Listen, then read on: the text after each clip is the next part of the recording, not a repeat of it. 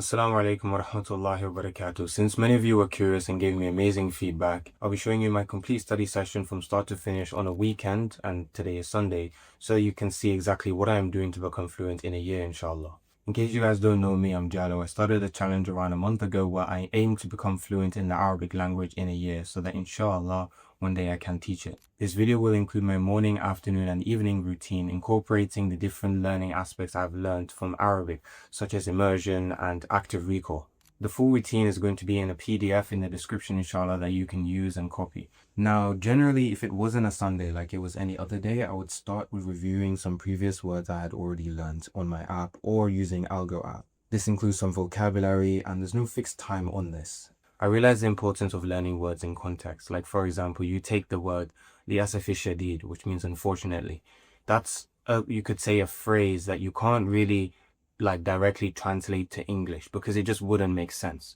So that kind of word or phrase I learned through watching videos and then taking those videos, like the words from those videos, sorry, and then importing them into any flashcard app and then revising them. Because then I know the context for that word. I know why that word was used and how it was used in a sentence from someone who speaks the language fluently. So today is Sunday and I started the routine with some Arabic classes. And today we're actually going to be covering Nahu for the first time, and we'll be using the book Al-Nahu Al-Wadih. Now, this was my first time covering the topic of Jumla Mufida, and I think that loosely translates to the beneficial or the useful sentence. Now, this was very interesting because it consisted of two main rules, and this is my first time encountering this, so if I'm wrong, you guys can correct me. The first one being that if a structure has meaning, then it is considered a useful sentence, and that's also called speech, kalam. And then it consisted of the second rule, which states that for a sentence to have meaning, then it must consist of two or more words. Now, from my understanding, this does exclude fi'al amr, the command verbs. Like, for example, you tell someone iskut, which means be quiet. That word in of itself is still carrying a meaning compared to if you just say, I don't know, give me a word, just bait what? The house of what? House of Allah, the house of Zayd, the house of, Muhammad. You gotta actually specify what you were talking about there. Now, carrying on, we looked into the rule of Hamza Wasl. So I also spent some time revising the rule of Maf'ul bihi, which is like the direct object. For example, أكل الولد الفاكهة. The boy ate the fruit. So the direct object is the fakiha, the fruit. I also spent some time looking at mudaf ilayh, which is genitive construction in English. Basically, you could say it's like possessing something. Like, for example, the phrase Kitabullahi, the book of Allah.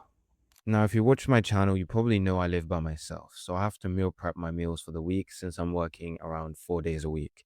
And so that's something that I have to do on this day because it is quite important. So now that's done, I'm going to be moving on to cooking. And while I'm going to be doing that, I'll be using a new method called the immersion method. Something I learned from a channel called Shiod. I don't know how to pronounce it, but it'll be on the screen anyway.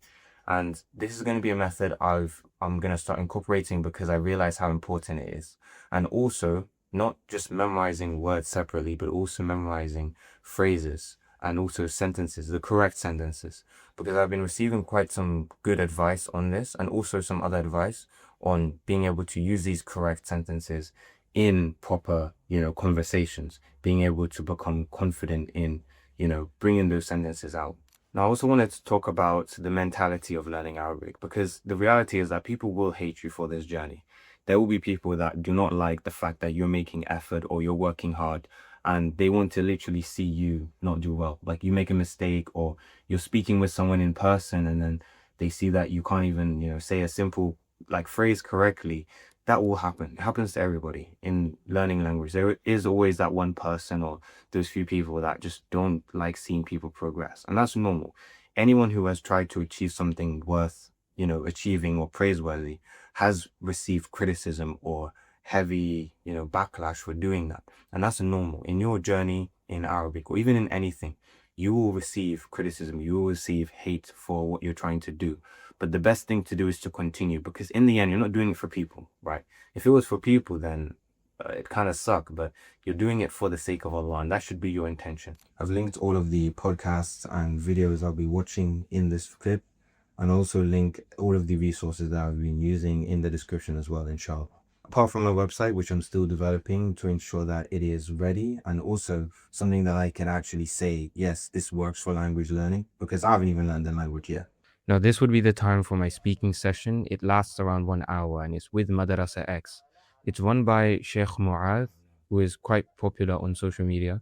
And these sessions run every day apart from Fridays. So today's session wasn't too much of me actually speaking. I did speak a little bit, but it was primarily reading and understanding different concepts in Nahu. So what I needed to do was to catch up on some homework so that I could keep up with the class, which is what I'll be aiming to do. However, I did revise some words while I was on the call. So that's the end of my routine. Alhamdulillah, today was a really productive day, especially for Sunday. Now, what I would usually do after this is the next day is supposed to be a vocabulary day. So spending time learning as much vocabulary as possible rather than looking at some grammar like it was today. And I guess catching up on that homework, like I mentioned earlier.